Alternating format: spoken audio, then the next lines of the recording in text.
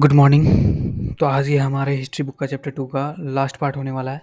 तो इसी के साथ आज ये हमारा चैप्टर 2 ख़त्म हो जाएगा। तो पिछले वीडियो में हम लोगों ने हमारा जो सेकेंड पार्ट था वीडियो का, उसमें हमने land grant and new rural elites तक देखा था। जैसे कि हमने देखा था कि समानता जो है वो पावरफुल फिगर के तौर पे सामने आ रहे हैं रूरल इलाइट में।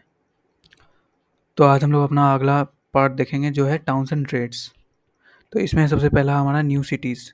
Let us retrace our step back to the urban center that emerged in several parts of the subcontinent from 6th century BCE। तो अब हम कुछ अपने अर्बन सेंटर्स को देखेंगे जो कि 6th सेंचुरी के आसपास इमर्ज हुए थे।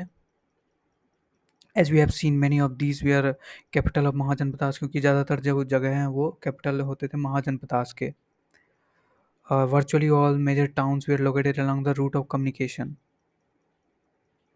तो जितने भी जो हमारे जो मेजर टाउन्स थे वो कम्युनिकेशन के लोकेशन पे एग्जिस्ट करते थे। जैसे कि आपका पाटलिपुत्रा हो गया, we are on riverine route, ये रिवर के रूट पे था, गंगा रिवर।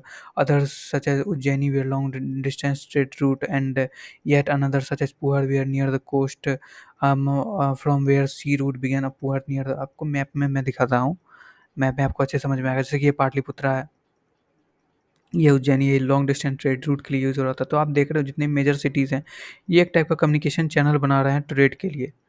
देख रहे हो?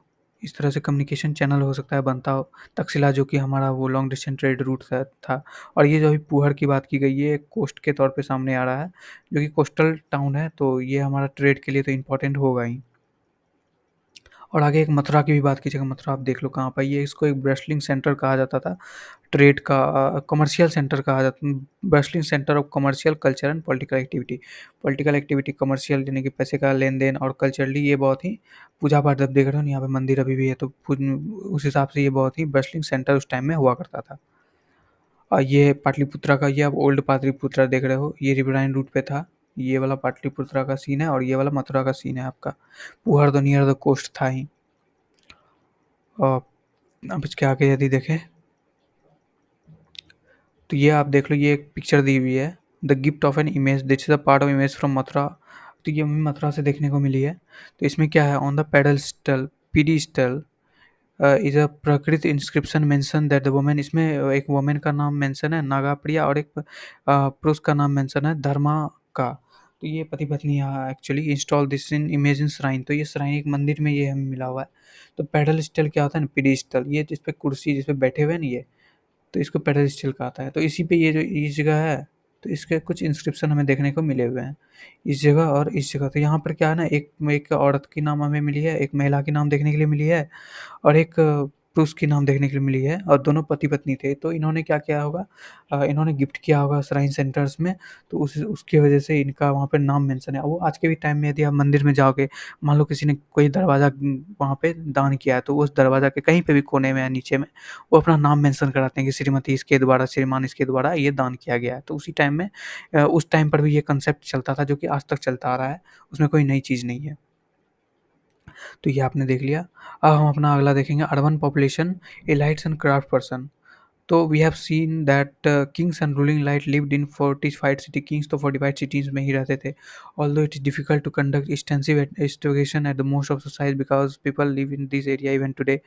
तो क्योंकि अब जो है कि अब ज़्यादातर साइट हम डिस्कवर भी नहीं कर सकते हैं, क्योंकि एग्जीबिट भी नहीं कर सकते हैं, क्योंकि आज के टाइम में भी पीपल पीपल वहाँ पे रहते हैं। तो अब कहीं कहीं पे पीपल का घर है, किसी आदमी का घर, तो वहाँ के नीचे आप खुदाई तो नहीं करोगे ना, वही यहाँ पे बोलना चाह रहा है। A wide range of artifact have been recovered from them. तो इसमें क्या हुआ, अनलाइक हड़प्पन सिटी, तो हड़प्पन सिटी में तो आपको देख रहे होंगे, तो बहुत रेगिस्तान का पार्ट था, तो वहाँ पे अब मेजरली वो खाली इलाका हुआ करता था, तो आराम से एग्जीबिट हो गया, लेकिन यहाँ पे एग्जीबिट नहीं हो रहा है। Wide range of artifact have been recovered from them. तो लेकिन यहाँ पर भी क्या हुआ, वाइड रेंज ऑफ आर्टिफैक्ट हमें देखने को मिली हुई है। These include fine pottery, balls, dishes with glossy finish, northern blackware, black polished ware, northern black polished ware ये है। ये एक टाइप का क्या होता था ना, फाइन ग्रे मेटेलिक वेयर, इसको पढ़ने का कोई ज़रूरत नहीं, बस इसमें ये होता, समझ लो, ये एक बॉल था जिसमें खाते थे, और ये बहुत ही रेयर मटेरियल से बना हुआ था, इसलिए ये लग्ज़री का भी एक निशान था कि ये ऑर्डिनरी पीपल सिटीज़न यूज़ नहीं करते हैं, कोई रॉयल आदमी इसको यूज़ करता होगा। Ware probably used by the rich people। तो ये नॉर्दर्न ब्लैक पॉलिश्ड वेयर ये रिच पीपल के द्वारा यूज़ किया जाता है। और क्या-क्या मिला हमें, ornament, tools, weapon, vessels, figurine made of wide range of material. तो हमें ये सब जो वेसल्स, फिगराइन ये सब देखने को मिला है, ये गोल्ड से देखने का मिला है, सिल्वर से, कॉपर से, bronze, ivory, glass, shell and terracotta, ये सारी चीज़ें। सो इसका मतलब हमें क्या यहाँ पे पता चल रहा है, वाइड रेंज ऑफ आर्टिफैक्ट हमें यहाँ पे देखने मिला है। हड़प्पा में हमें कुछ ही चीज़ देखने को मिली थी, यहाँ पर देखो हमें कितनी चीज़ देखने को मिला और कितने अलग-अलग अ, अलग-अलग मटेरियल से बने हुए देखने को मिले हैं। टेराकोटा भी हो गया, सेल भी हो गया, ग्लास भी हो गया, आइवरी भी हो गया, ब्रॉन्ज, गोल्ड, सिल्वर, कॉपर, इन सारी चीज़ों से हमें देखने को मिले। इवन वेपन्स, टूल, ऑर्नामेंट ये भी सारी चीज़ें हमें देखने को मिले हैं। By the second century BC, we find short votive inscription। अब votive inscription आपके साइड में, वहाँ पे आप अपने बुक में देखो तो वहाँ साइड में लिखा हुआ है votive inscription। एक्चुअली क्या होता है, तो वोटिव इंस्क्रिप्शन आपके वो जो होते हैं वो गिफ्ट जो करते हैं श्राइन प्लेस पे, जैसे कि ये हमारा है, ये वोटिव इंस्क्रिप्शन ही है, इसको हम लोग वोटिव इंस्क्रिप्शन भी कह सकते हैं। जो गिफ्ट दिए जाते हैं वो श्राइन प्लेस पे, उसको हम लोग वोटिव इंस्क्रिप्शन कहते हैं। This mention the name of donor. इसमें क्या मेंशन होता है, किसने दान दिया है। जैसे कि इसमें भी देख लो, जिसमें एक पति पत्नी का नाम यहाँ पे मेंशन था, तो उसमें भी यही होता था, डोनर का नाम मेंशन होता था। Sometime specify his her occupation, कुछ टाइम पे क्या होता है, वो क्या काम करते थे वो भी उसमें लिखा हुआ होता था, कि क्या वो ब्लैक स्मिथ हैं, क्या वो गोल्ड स्मिथ हैं, वो भी वहाँ पे लिखा हुआ था। जैसे कि यहाँ पर आप देख लो, ये गोल्ड स्मिथ यहाँ पे लिखा हुआ है ना, कि ये गोल्ड स्मिथ थे, तो इसके हिसाब से ये मेंशन यहीं पे, कि यहाँ पे किधर ये किया हुआ होगा, कि ये गोल्ड स्मिथ था मैं, और ये मेरी पत्नी का नाम है, ये और हम दोनों के द्वारा ये दान किया जा रहा है, ये मूर्ति।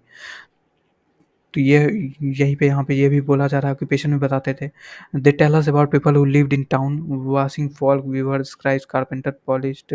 तो इससे हमें बहुत सारे अलग अलग आदमी के बारे में जानने को पता चला है। जैसे वीवर्स हो गए, स्क्रिवर्स हो गए, कारपेंटर लकड़हार, पॉटर्स हो गए, गोल्ड स्मिथ, ब्लैक स्मिथ, सोनार और लोहार, ऑफिशियल्स, रिलीजन टीचर, ये सब आपको पता ही होगा, merchant king. Sometime guilds and shrines. Guilds क्या होते हैं भाई, ये जो आप देख रहे हैं ये गुइल्ड्स है। गिल्ड्स क्या होता है ना, जैसे कि कोई भी एक जगह जहाँ पर कि आप कोई क्राफ्ट प्रोडक्शन कर रहे हो, और बहुत सारे ग्रुप ऑफ पीपल मिल के क्राफ्ट प्रोडक्शन कर रहे हो, वो आपका फिर गिल्ड बन जाता है और साथ में प्रॉफिट को एंजॉय करते हो। Guilds and shrines organisation of the craft production and merchant are mentioned as well.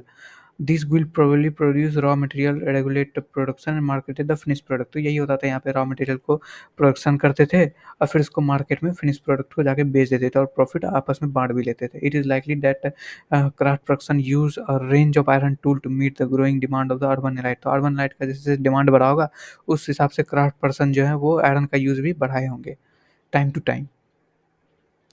अब जो हमारा नेक्स्ट है वो है trade in subcontinent and beyond. From the 6th century BC, land and riverine route criss cross the subcontinent and extensive in the various direction. तो 6th century BC के BC से क्या हुआ कि अब लैंड और रिवर रूट से criss cross सब कॉन्टिनेंट ट्रेड होने लगे। अब जो है कि सिर्फ इंडिया तक ट्रेड लिमिटेड नहीं रहा, वो फॉरेन ट्रेड भी करने लगे थे, क्योंकि आप देख रहे हो कोस्टल टाउन्स भी अ, बन उभर रहे हैं वहाँ पे। जैसे भी आपका पुआड़ आपने देखा, अभी वहाँ पे कोस्टल टाउन था, और भी बहुत सारे कोस्टल टाउन्स थे। Overlook into central Asia, Central Asia से ट्रेड किया जा रहा था, एंड बियॉन्ड उसके पार भी ट्रेड किया जा रहा था overseas, from port dotted coastline extended across Arabian Sea to east. यहाँ से अरेबियन सी से लेकर के ईस्ट ऑफ नॉर्थ अफ्रीका, जो कितना वास्ट एरिया है वो समझ लो आप। And West Asia, West Asia आप समझ लो इधर का एशिया, सेंट्रल एशिया के साइड का एशिया, और उससे थोड़ा और उधर चले जब बियॉन्ड सेंट्रल एशिया, तो वहाँ पे आपको वेस्ट एशिया मिलेगा। And through the Bay of Bengal and South Asia and China. ये देखो कितना लंबा चौड़ा ट्रेड रूट उस टाइम में चल रहा है। China, South Asia, West Asia, Arabian sea से लेकर के नॉर्थ अफ्रीका, बहुत ही लंबा चौड़ा ट्रेड चल रहा था, सब कॉन्टिनेंटल ट्रेड। रूरल और rulers often attempted to control these routes, possibly by offering protection for a price। तो जो भी किंग होते थे वो हमेशा ये कोशिश करते रहते थे कि किसी तरह से वो इन इन जगहों को कंट्रोल कर सके। और वो क्या करते थे, प्रोटेक्शन देते थे प्राइस को, मतलब वो कि आपकी प्राइस की दाम नहीं गिरेगी, ऑफरिंग प्रोटेक्शन फॉर प्राइस, ये वो करते थे। उसके बाद क्या हो रहा है, उसके बाद है ये आपका those who transferred this route include peddlers who. Peddlers कौन होते थे, जो पैदल चलते थे, who probably travel on foot, and merchant to travel with caravan, block cart and pack animal. तो जो मर्चेंट ये तो रिवरडाइन रूट के अलावा जो पैदल ट्रैवल करते थे वो या तो ब्लॉक कार्ट से ट्रैवल करते थे या फिर पैक्ड एनिमल से। पैक एनिमल क्या होता है? ये ब्लॉक कार्ट तो आप लोगों को पता ही होगा। पैक एनिमल एक टाइप से आप कह सकते हो, ये जो जर्नी में गुड्स को एक जगह से दूसरे जगह ले जाने के लिए ट्रांसपोर्टेशन में जो हेल्प करती है, उसे हम लोग पैक एनिमल कहते हैं। जैसे ऊँट हो गया, ये आपका, इसको खच्चर भी बोलते हैं कई जगह, गधा, खच्चर आप जो बोलो। तो इसके ऊपर देख रहे हो अपने सामान लाद दिया है इसने, और ये सामान दोनों गुड्स का ट्रांसपोर्टेशन के लिए इसको यूज़ किया जा रहा है। तो उसे हम लोग कहते हैं pack animal. Also there were seafarers कौन रहते हैं? जो समुद्री जहाज़ों पर काम करते हैं। Whose venture were risky but highly profitable. अब क्योंकि उस टाइम में आप देख लो कि आज भी सी कितना खतरनाक है, आप देख रहे हो नॉर्थ सी कितना खतरनाक है, या फिर कोई भी सी हो, ओशन है तो वो खतरनाक होगा ही। तो उस टाइम में भी खतरा उतना ही ज़्यादा था, या फिर समझ लो आज से भी ज़्यादा था, क्योंकि उस टाइम में टेक्नोलॉजिकल डेवलपमेंट भी उतना नहीं था। तो आज से भी ज़्यादा खतरा था, लेकिन जो उस खतरे को पार कर जाते थे तो बहुत ही ज़्यादा प्रॉफिट होता था। सक्सेसफुल मर्चेंट डेजिग्नेट एज मसातवंस इन तमिल। तो जो सक्सेसफुल मर्चेंट है उसको तमिल में मसातवन कहते थे, और सतवाहना सत्ता सेट्ठीज एंड सत्तावाह इन प्रकृत, और प्रकृत में उसको सेट्ठीज और सत्तावाह कहते थे। Could become enormously rich. तो ये क्या हो गया, धीरे धीरे रिच होने लगे जैसे जैसे इन्होंने क्रॉस कंटिनेंट ट्रेड करना चालू किया। A wide range of goods were carried from one place to another. Salt, grain, cloth, metal, ये सारी चीज़ें एक जगह से दूसरे जगह ट्रेड की जा रही है। Finished product, stone, timber, medicine plant, to name a few spices, इनॉर्म स्पेशली पेपर। यहाँ पे स्पेशली पेपर की बात की, पेपर ये होता है, इसको पता नहीं क्या कहते हैं, ये साबुत गरम मसाले के साथ में आता है। इसको इंग्लिश में तो पेपर कहते हैं, हिंदी में शायद लौंग कहते हैं या क्या कहते हैं, I don't know actually, but I think इसको लौंग ही कहते हैं। Were in high demand in Roman Empire, इसका रोमन एम्पायर में बहुत ही हाई डिमांड था। And these were all transported across the Arabian Sea to the Mediterranean. ये सारा अरेबियन सी और मेडिटेरियन के जगह पे ट्रांसपोर्ट हो रहा था। So you can see how vast kind of transport system और trade system establish at that period of time. उस टाइम पे कितना बड़ा ही वास्ट आपका ये ट्रेड सिस्टम इस्टेब्लिश था, जो कि रोमन एम्पायर तक फैला हुआ था। Coins and kings to some extent exchange were facilitated by the introduction of coinage. तो पंच मार्क क्वाइन हमें देखने को मिले हैं, जो आपको सीधा समझ लो कि उसको गर्म किया हुआ है, तो तभी वो थोड़ा सा, मतलब आप उसके पंच करोगे तो निशान डाल पाओगे, इस टाइप का क्वाइन होता था। तो आप कोई भी स्टील को गर्म करो तो एक पॉइंट वो ऐसा आएगा कि वो थोड़ा ढीला हो जाएगा, आप उसमें कुछ भी पंच करोगे, आप अपना उँगली ही डाल दोगे या फिर कोई अलग सा मटेरियल उसमें डालोगे तो उसका शेप वो ले लेता है। तो उसी टाइप से पंच मार्क कॉइन बनाए जाते थे। उस पे जो भी निशान होता था वो उसको पंच कर दिया जाता था, पंच मार्क कॉइन वही होते थे। Were among the earliest to be minted and used. तो ये सबसे पहला अर्लीस्ट था, और मिंट, इसको सबसे पहले कॉइन इसी तरीके से बनाए जाते थे, यूज़ किए जाते थे। These have been recovered from the exhibition at the number of sites throughout the subcontinent। ये हमें बहुत सारी जगह से देखने के लिए मिला है। New numismatics have studied these and other coin to reconstruct the possible commercial net। numismatics क्या है? numismatics क्या है? तो ये स्टडी ऑफ कॉइन है। इतना आपको लंबा चौड़ा पढ़ने का जरूरी नहीं है, इसको बस इतना समझना, इससे इसका स्टडी ऑफ कॉइन कहा जाता है न्यूमिस्मैटिक्स को। Attempt made to identify the symbol of punch mark coin where specific ruling density including the Maurya। तो कुछ जगह से हम लोगों ने कॉइन से हम लोगों ने डेंसिटी का पता लगाने का कोशिश करा है। जैसे मौर्य एम्पायर का वहाँ पे अलग पंचमार्क कॉइन चलता होगा। Suggest that this were issued by king.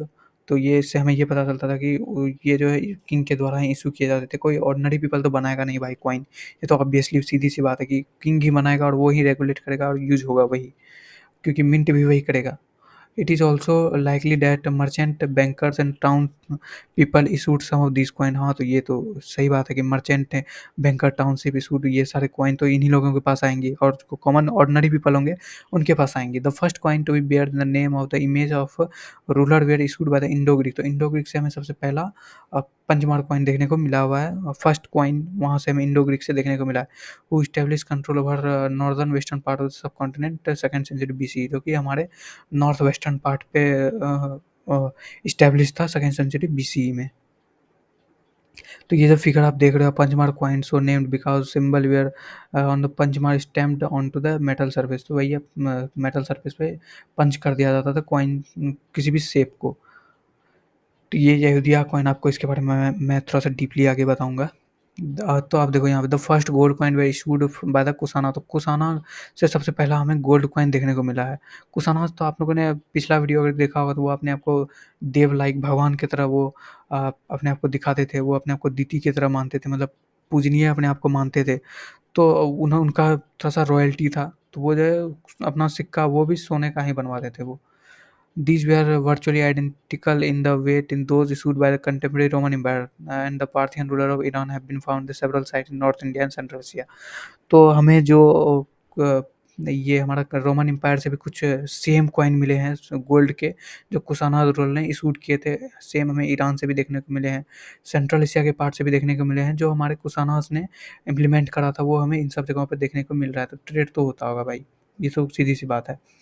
The widespread use of gold coin indicate the enormous value of transaction that were taking place। तो ये हमें वाइड रेंज ऑफ जो हमें ये मिल रहा है गोल्ड कॉइन, तो इससे हमें ये पता चलता है उस टाइम में ट्रांजेक्शन जो बहुत ही बड़े पैमाने पर होता होगा। Beside hordes of Roman coin have been found from archaeological site in South India। तो हमें होड़ आपको पता ही ना, वही जो बचाया हुआ रखते थे, जो गाड़ा हुआ सोना जो ज़मीन के अंदर गाड़ देते थे कहीं पे बचाने के लिए। तो उसके अलावा भी हमें beside Roman Empire gold coin, जो कि रोमन कॉइन था, होard किया हुआ, उसके अलावा हमें कई सारे अलग-अलग तरीके के कॉइन भी देखने को मिले हैं साउथ इंडिया में भी। Uh, it is obvious that have been found from the archaeological site in South India।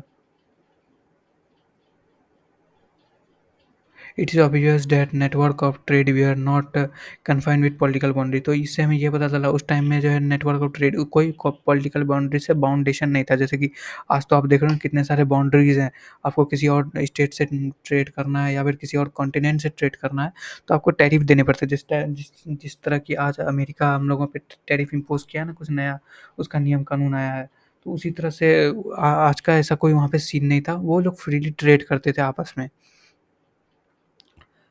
South India were not part of Roman but there were close connection through trade. तो Rome जो हमें यहाँ पे जो आपको देखने को मिल रहा है कि hoards of Roman coin have been found from the archaeologist find in south India. तो साउथ इंडिया में हमें रोमन क्वाइन का जो होर्ड्स है वो साउथ इंडिया में हमें देखने को मिला है, मतलब साउथ इंडिया में रोमन क्वाइन हमें गड़ा हुआ देखने को मिला हुआ है। तो ट्रेड होता होगा तभी तो हमें रोमन क्वाइन हमें साउथ इंडिया में देखने को मिल रहा है। तो यही बात है। Coin were also issued by tribal republic such as Yaudheyas. अब देखो यहाँ ट्राइबल रिपब्लिक की बात आ गई, यहूदियाज ऑफ पंजाब है ना, हरियाणा। तो ये यहूदियाज ऑफ पंजाब एंड हरियाणा क्या है, ये आप देखो। जो ये यहूदियाज थे ये कौन थे, ये एक टाइप से आप सीधा समझ लो वॉरियर रिपब्लिक थे। और वॉरियर रिपब्लिक क्या होता है सर, तो यहूदियाज भी मोनार्की नहीं थे वो एक्चुअली मोनार्की नहीं थे। आप इसको राजा से कंपेयर मत करना कि ये राजा थे, एक्चुअली इनका क्या था ना, दे वेयर गवर्न बाय काउंसिल और असेंबली। तो ये एक काउंसिल और असेंबली के थ्रू गवर्न करते थे खुद को, और कोई इसका सिंगल किंग नहीं हुआ करता था। तो ये वॉरियर रिपब्लिक था, एक टाइप से आप समझ लो डेमोक्रेटिकली फॉर्म, एक टाइप से आप कह सकते हो उसको। Archaeologists have unearthed several thousands copper coin issued by the Yahudias, pointing the later interest and participation in economic exchange। तो हमें कई सारे thousands copper coins हमें देखने को मिले हैं यहूदियास के प्लेसेस पे। तो हमें इससे ये भी पता चल रहा है उस टाइम में एक्सचेंज होता होगा आपस में, इनका भी ट्रेड होता होगा। Some of the most spectacular gold coin were issued by Gupta rulers also. तो गुप्ता रूलर्स इन्होंने भी कुछ एकदम अच्छा खासा गोल्ड कॉइन इशूड कराया हुआ है, जैसे कि आप ये देख सकते हो। The earliest issue and remarkable for its purity. तो ये बहुत ही प्योर था, प्योर फॉर्म ऑफ गोल्ड का ये बना हुआ था, इनका जो ये था इस कॉइन, ये बहुत ही प्योर फॉर्म ऑफ गोल्ड से बना हुआ था। This coin facilitate long distance transaction from with in king also benefited, from which king also benefited. तो ये लॉन्ग डिस्टेंस ट्रांजेक्शन में इसका यूज किया जाता होगा, जिससे कि किंग को भी बेनिफिट होता ही होगा। क्योंकि गोल्ड एक ऐसा मीन है जो कि सभी जगह एप्लीकेबल है। आज के टाइम में यदि आप रुपीज़ लेके आप यूएसए चले जाओगे तो वहाँ पे आपको एक्सचेंज कराना होगा डॉलर में। लेकिन आप वही गोल्ड लेके अगर दिए, आप चाहे वो आप यूएसए जाओ, रशिया जाओ, कहीं पे भी जाओ, तो उसका सेम वैल्यू आपको मिलेगा। जो भी या फिर वहाँ का जो वैल्यू होगा उस हिसाब से आपको उसका प्राइस मिलेगी। तो गोल्ड का वैल्यू जो है सभी जगह होता है। फ्रॉम सी 6th century सी, मतलब 6th century सी के ऑनवर्ड जो है find of gold copper taper of. तो जो हमें गोल्ड कॉइन का मिल रहा था वो ख़त्म हो गया, मतलब 6th century आप समझ रहे हो ना, ये तो अब आ गया 600 ईयर्स का इधर का बात हो रही है, कॉमन एरा की बात हो रही है, तब तो गोल्ड कॉइन का यूज़ कम हो ही जाएगा। Some suggested historians are divided on the issue, some suggested that with the collapse of western Roman empire long distance trade decline. अब कुछ का मानना है कि रोमन एम्पायर जब बंद हुआ तो ट्रेड जो है डिक्लाइन हो गया और वो खत्म हो गया। And this affect the prosperity of the state, तो वो स्टेट का प्रोस्पेरिटी को भी अफेक्ट किया। खास करके किसको अफेक्ट किया? Community and region that had benefited from it, खास करके उन लोगों को अफेक्ट किया जो कि इससे जुड़े हुए थे, जो जैसे कि आप यहाँ पे देख लो, ये सारे पीपल किधर गए, ये सट्ठीस और सतवाहना, ये जो है ना सट्ठीस और सत्तावा, इन सबको खास करके सफ़र करना पड़ा होगा उस टाइम में जब यहाँ पे कोलैप्स हो गया और रोमन एम्पायर, उससे जो है ट्रेड डिक्लाइन हो गया। अदर आर्ग्यू, अब ये हिस्टोरियंस का मानना है, ये सच है या नहीं ये हम नहीं जानते हैं। Other argue that new towns and network of trade started emerging around the time, अब कुछ का मानना है कि न्यू टाउन्स स्टार्ट हो गए इमर्जिंग टाइम टाइम के साथ। They also point out that through find of coin और that time are fewer coin continue to mentioned in inscription and text. तो कॉइन का प्रचलन बंद नहीं हुआ, गोल्ड कॉइन का प्रचलन बंद हो गया था, क्योंकि कॉइन तो हमें अभी मिल रहे थे, मेंशन इंस्क्रिप्शन में मिल रहे थे, हमें कई जगह कॉइन मिल रहे थे। Could it be that there are fewer find because coin we are in circular rather than hoards, coin we are in circulation rather than. अब ये भी एक पॉइंट ऑफ व्यू क्वेश्चन उठ रहा है, क्या हमें कॉइन इसलिए कम मिले क्योंकि कॉइन क्या होता है, सर्कुलेट होते रहता था, और और जो सोना चांदी होता था वो क्या होता था, होर्ड हो जाता था। कोई ज्वेलरीज हैं, ऑर्नामेंट्स है, तो उसको क्या करते थे लोग अपने पास में छुपा के, मतलब अपने पास में रखते थे, उसको सर्कुलेट नहीं करते। लेकिन आपको अब कुछ चाहिए तो पैसा तो आपको सर्कुलेट करना ही होगा, तो उसी हिसाब से ये पूछ रहा है कॉइन हमें कम मिलने का ये भी कारण हो सकता है। कॉइन सर्कुलेट होते रहा टाइम टू टाइम, हो सकता है कॉइन सारा सर्कुलेट होकर कहीं और चला गया हो, ये भी हो सकता है। ट्रेड कहीं से ज़्यादा हो गया हो तो कॉइन सारे वहाँ चले गए होंगे, ये भी हो सकता है। तो back to the basic, how are inscription deciphered, तो ये सबसे पहला जो हमारा था कि इंस्क्रिप्शन डेसिफर्ड कैसे हुआ, जेम्स प्रिंस, सब आपको याद ही होगा। So far we have been studying experts from inscription amongst other things, but how do historians find out what is written on them? तो historians को कैसे पता चला inscription में एक्चुअली क्या लिखा हुआ है, जबकि आप कोई भाषा जानते ही नहीं।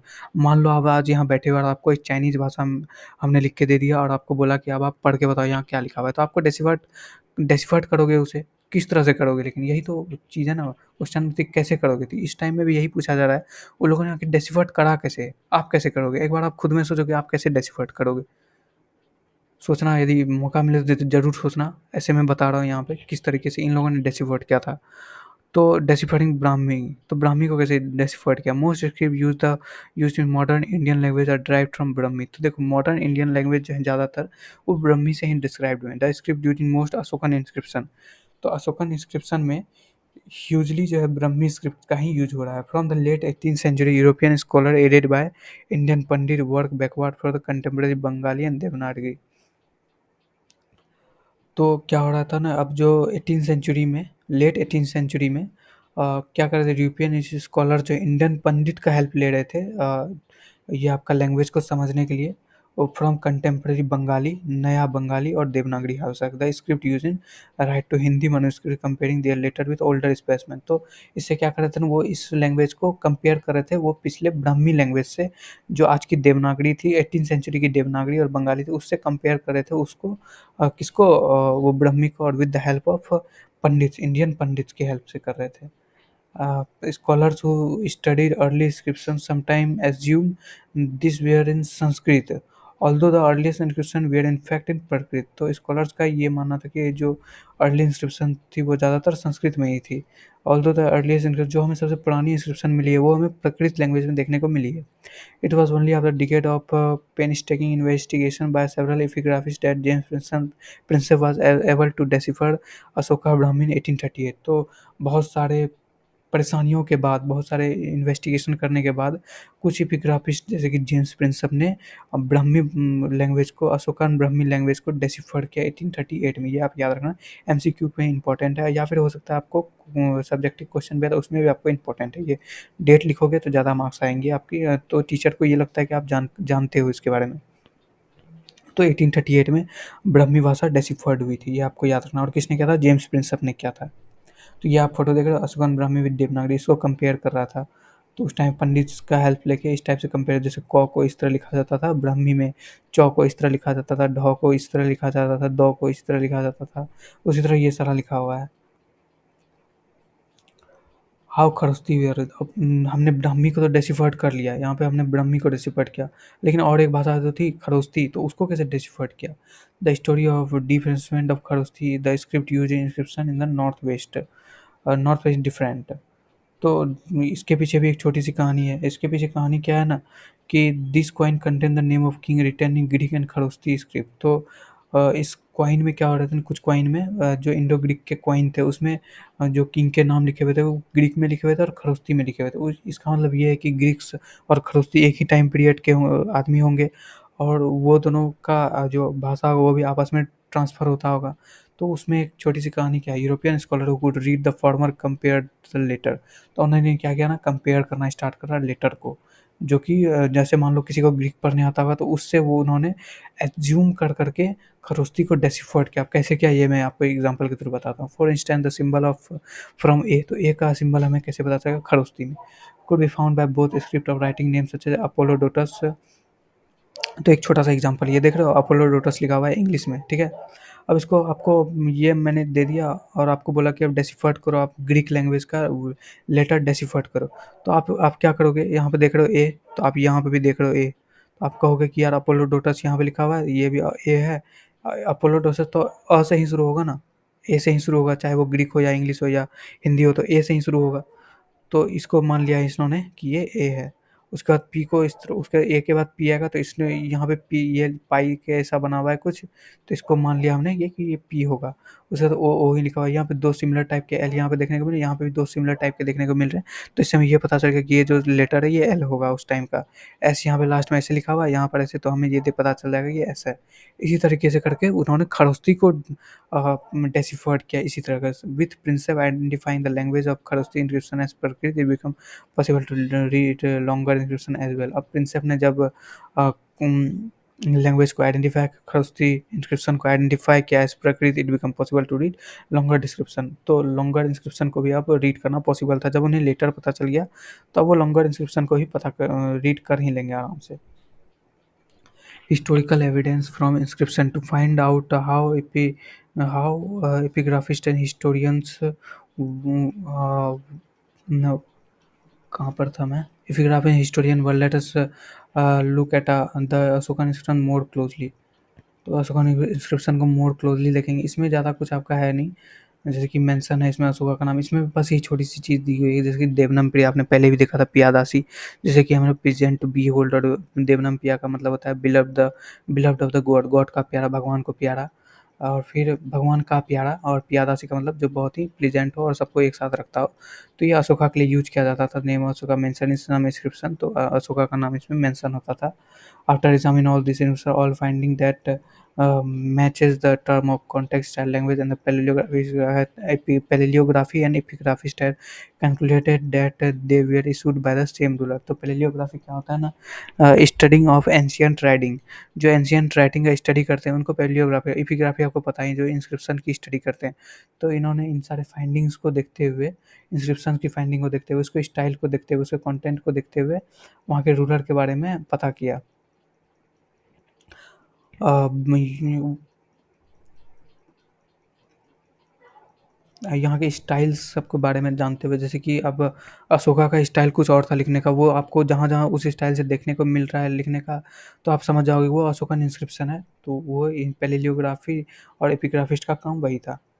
You may also have notice that the Ashokan claim that earlier ruler have no arrangement to report. यहाँ पे सिर्फ क्वेश्चंस आपसे पूछे गए हैं। ये आपको अगर ये होगा तो आप पढ़ना, यहाँ देख रहे हो, यहाँ सिर्फ क्वेश्चंस पूछे गए, आपसे क्वेश्चन पूछे गए हैं। तो आप ये खुद से एक बार देखना, ये क्वेश्चंस ऐसे इसका ज़रूरी नहीं है, तब पर भी आप खुद से देख लेना एक बार। Historians have to make other assessment as well as if a king order the inscribed, ये भी एक क्वेश्चन ही है। तो इसमें भी यही पूछा जा रहा है, inscribe natural rock near the city important communication passes by stop read this. ये छो फालतू क्वेश्चन है, मोस्ट प्रिफर। यहाँ पे सारा क्वेश्चन ही दिया हुआ है, यहाँ तक आप खुद से पढ़ लेना यहाँ तक, क्योंकि ये सारा यहाँ पे क्वेश्चन बेसिस ही है। अब यहाँ से हम आगे देखते हैं कि अब हमारा क्या है। तो अब हमारा क्या है, some of these problem are evident if we look at an Ashokan inscription. तो ये सारे जो प्रॉब्लम है, तो ये अशोकन इंस्क्रिप्शन में हमें देखने को मिलते हैं, which have often been interpreted as reflecting the anguish of the ruler as well as making change of the attitude toward the warfare. तो यहाँ पे आपको सोर्स 11 को यहाँ पे पढ़ने को आपको बोल रहा है। तो आप देखना सोर्स 11 में क्या लिखा हुआ है। वहाँ पे बेसिकली इन्हीं सब चीज़ों के बारे में कि अशोका इंस्क्रिप्शन में अपनी एंग्विश को भी लिखवा था। जैसे कि आपने कलिंगा वार तो सुना ही होगा। तो उसमें क्या हुआ था ना, मेजर अमाउंट में मास किलिंग हुआ था। तो उस टाइम का खून खराबा जो था वो देखकर अशोका का माइंडसेट चेंज हो गया था और वो वायलेंस से नॉन वायलेंस की तरफ अग्रसर हो गया था। तो वो अपने एंग्विश को भी, दुख को भी लिख रहा था अपने इंस्क्रिप्शन में, as well as marking change in his attitude. और अपने एटीट्यूड में जो चेंज आया वॉरफेयर के सीन में वो भी मेंशन कर रहा था अपने इंस्क्रिप्शन में। As we shall see the situation become more complex once we moved beyond the reading the inscription at the face value. अब फेस वैल्यू क्या थी उस टाइम की? अब देखो इंस्क्रिप्शन पे हम आंख बंद करके तो भरोसा नहीं कर सकते, हो सकता है उस टाइम में फेस वैल्यू कुछ और हो। ऐसा लिख के रखा है, अब कोई भी अपना बुराई थोड़ी करेगा इंस्क्रिप्शन में। तो हो सकता है कुछ और भी बातें हो, वो सारी चीज़ें मेंशन नहीं की गई हों इंस्क्रिप्शन में, इसलिए हमें फेस वैल्यू का भी ध्यान रखना चाहिए। either only focusing on the inscriptions. While Ashokan inscription have been found in present day Odisha, that one depicting his anguish in is missing. तो उड़ीसा में जो है कि आपका कोई भी एंग्विश इंस्क्रिप्शन देखने को नहीं मिला है। बाकी सारी जगहों पर मिले हैं लेकिन उड़ीसा में नहीं मिला। उड़ीसा वही कलिंगा है आपका, जहाँ पे मास किलिंग हुआ वहाँ पे आपको कोई भी इंस्क्रिप्शन देखने को नहीं मिला है। तो ये भी आप समझ लो किस टाइप का है। जहाँ पे हुआ है वहाँ पे आपने कोई इंस्क्रिप्शन लिखा ही नहीं और आपने अपने तो राज्य में जाके अपने पाटलिपुत्रा या फिर राजागृह में और या फिर और कहीं पे वहाँ पे आपने इंस्क्रिप्ट कराया। आपको यहाँ पे कराना चाहिए था उड़ीसा में, जहाँ पे आपने मास किलिंग किया है कि अब हम हमें बहुत ही दुःख है इस बात का कि हमने इतने बड़े पैमाने पर मास किलिंग किया, अब हम नॉन वायलेंस की तरफ अग्रसर हो गए हैं। लेकिन ऐसा कोई सीन यहाँ पर नहीं था। In other word the inscription has not been found in region that we are conquered. इंस्क्रिप्शन हमें वहाँ से भी नहीं मिले जहाँ जो हम जानते हैं कि जो जगह वो कनक्योर्ड किए हुए थे। जैसे कलिंगा को उन्होंने कनक्योर्ड नहीं किया था तो वहाँ पे हमें इंस्क्रिप्शन देखने के लिए नहीं मिले। What are we to make of that? Is that the anguish of the recent context was too painful in the region and therefore the ruler was unable to address the issue. तो क्या ये कारण हो सकता है कि कितनी इतना ज़्यादा दुख था कि वो उसको एक्सप्रेस भी नहीं कर पा रहे थे सही से, उसको इंस्क्रिप्ट भी नहीं कर पा रहे थे, एड्रेस अपने इशू को एड्रेस भी नहीं कर पा रहे थे। ये भी एक कारण हो सकता है। तो लिमिटेशंस क्या थी? The limitations of inscription evidence. तो एविडेंस जो मिली है आपको सब्जेक्टिव क्वेश्चंस में आते हैं, कई बार आए हुए हैं।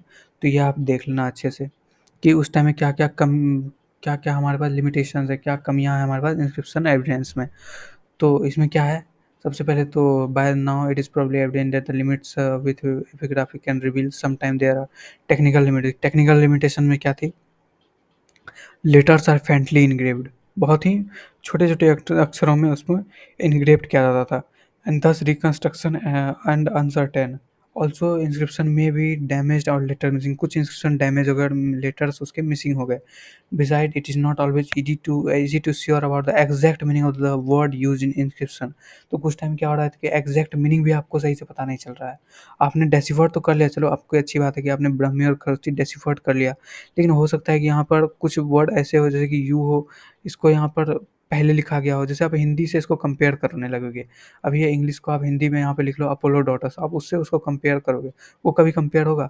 आप अ को ए मान लोगे, पी को पो, लेकिन अब कहीं-कहीं क्या हो रहा है कि हमारे इंग्लिश में भी के से छ होता है, अक्ष। अब अलग-अलग तरीके के वर्ड्स भी यूज़ हो रहे हैं, तो उससे भी हमें एग्ज़ैक्ट मीनिंग नहीं पता चलता है।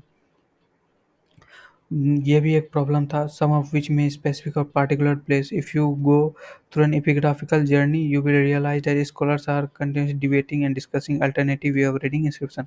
तो आज भी जो है इस पे डिबेट और डिस्कशन चल रहे हैं इंस्क्रिप्शन को अलग-अलग तरीके से पढ़ने का। Although several thousand inscription has been discovered, not all have been deciphered, published and translated. Several thousands inscription deciphered हुए हैं, लेकिन सारे पब्लिश भी नहीं हुए, ट्रांसलेट भी नहीं हुए, क्योंकि उसे बहुत ही मुश्किल है डेसिफर्ड करना। ये खड़ोस्ती को इन्होंने कर तो लिया, जैसे कि आप इंग्लिश से इसको तो आप कर नहीं पा रहे हो, लेकिन वही आपने मैंने बोला ना कि अभी आप इसके ऊपर हिंदी में अपोलो डॉटर्स यहाँ लिख दो तो आपको थोड़ी कठिनाइयाँ आएँगी। तो उसी तरीके से आप चाइनीज़ में यहाँ पे लिख दो, चाइनीज़ में हो सकता है 3-4 वर्ड में ही अपोलो डॉटर्स वर्ड खत्म हो गया, या फिर जापानीज़ में लिखो तो आप वहाँ पे फिर डेसिफर्ड कैसे करोगे? तो वही बात है ना। तो यहाँ पे हर चीज़ को डेसिफर्ड नहीं किया जा रहा, नहीं किया जा सकता है, तो इस पे अभी भी डिस्कशन चल रहे हैं। और पब्लिश भी इसलिए नहीं हुआ, ट्रांसलेट भी इसलिए नहीं। Beside many more inscription must have extincted, और कुछ तो एक्सटिंक्ट खत्म हो गए होंगे, which have not survive the ravage of time, कुछ तो वही टाइम में सर्वाइव नहीं कर पा, एक्सटिंक्ट हो गए। So what is available at present is probably only a fraction of what was inscribed. तो अभी हमारे पास जो है ना वो हो सकता है कि फ्रैक्शन हो, मतलब 100% में से हो सकता है 0.11% आज हमारे पास बचा हुआ है। There is another, perhaps more fundamental problem. Not everything that may considered politically or economically significant was necessarily recorded in inscription. तो ये भी एक में हो सकता है कि जो भी चीज़ इंस्क्रिप्शन में रिकॉर्ड किया गया ये, और ये नहीं है कि ये सारे सही ही होंगे, इकोनॉमिकली पॉलिटिकली ये सारे चीज़ इसमें इंस्क्रिप्ट कराए जाते हो, ये भी पॉसिबल नहीं है। For instance routine agriculture practice and joy answer of the daily existence for the find no mention in inscription. तो यहाँ पे आप क्या बोल रहे हैं, सब्जेक्ट्स जो किंग के सब्जेक्ट्स होते थे, उनका जो एग्रीकल्चर प्रैक्टिस में जो होता था उनका जॉय और उनके खुश और दुःख के बारे में इंस्क्रिप्शन में कहीं भी ज़िक्र नहीं किया गया था। तो उनका ज़िक्र कहाँ था? मैंने पिछले वीडियो में बताया था, उनका ज़िक्र कहानियाँ उसकी बुक में थी। जैसे जटकास और पंचतंत्र थे ना, तो उसमें उनका दुःख के बारे में या फिर खुशी के बारे में पता चलता है हमें। ये हमें किसी इंस्क्रिप्शन से पता नहीं चलता है, क्योंकि कहीं पे इंस्क्रिप्शन में मेंशन ही नहीं है एग्रीकल्चर प्रैक्टिस से जुड़े लोगों के जॉय और सॉरोज़ के बारे में, मतलब आप सीधा समझ लो ऑर्डिनरी पीपल के। तो which focus more often than not grant a unique event. Beside the content, inscription almost invariably project the perspective of a person who commissioned them. As such, they need to be just put with juxtaposed with each other perspective to arrive at a better। तो इसमें यही last में जितना है यही बोला जा रहा है कि अब अगर ये आपको समझना है तो सारी चीज़ को एक दूसरे से जोड़ के देखना होगा, तब आपको बेटर अंडरस्टैंडिंग मिलेगी पास्ट की। अलग अलग तरीके से आप नहीं खोज सकते हो, सबको जोड़ के आप जस्ट सपोज का मतलब यही होता है एक दूसरे से जुड़ा हुआ, मतलब सबको आपको जोड़ के देखना होगा। सारे जो आपके जितने भी आपको इंस्क्रिप्शन मिले उन सबको जोड़ के देखो, टाइम पीरियड में जोड़ के देखो, या फिर जिस भी तरह से आपको एक एक दूसरे से उसको कनेक्ट करो, तब आपको पास्ट की बेटर अंडरस्टैंडिंग होगी। ये आप इंस्क्रिप्शन देख रहे हो ना, ये हमें कर्नाटका में देख रहे हो आप, कितनी फ्रेंडली इनग्रेव्ड है। तो इसको कैसे पता चलेगा? ये तो आपको चलो तप्पड़ भी बहुत ही अच्छे हालत में है ये, इसमें पता भी चल रहा है क्या-क्या लिखा हुआ है। लेकिन कुछ-कुछ इंस्क्रिप्शन क्या होता है, जैसे यहाँ से वो खत्म हो गया, यहाँ से वो वेनिश कर गया, आधा लिखा हुआ, आधा वेनिश हो गया, आधा मतलब अब खिया गया वो, एक टाइप से समझ लो उड़ गया वहाँ से, प्लेन हो गया वो उस जगह। आधा लिखा हुआ, आधा प्लेन है, तो कैसे पता चलेगा आधा चीज़ लिखा हुआ है? तो अब बुक का आधा पेज फाड़ के मैं आपको दे दूँ और बोलूँ कि पढ़ के बताओ क्या लगेगा, तो वो मुश्किल होगा ना। तो वो उसी सब टाइप की परेशानियाँ आज एपिग्राफिस्ट और पैलियोग्राफी को देखने को मिल रही है। तो इसी के साथ हमारा ये चैप्टर खत्म हो रहा है। मैंने कोशिश करी है कि एनसीईआरटी की आपको लाइन बाय लाइन अंडरस्टैंडिंग हो जाए। जो क्वेश्चन्स हैं उनको मैं छोड़ रहा हूँ और कुछ-कुछ जो बेसिक चीज़ें हैं उनको मैं छोड़ रहा हूँ। बाकी मैं लाइन बाय लाइन ही चल रहा हूँ। तो तब तक के लिए thank you and take care.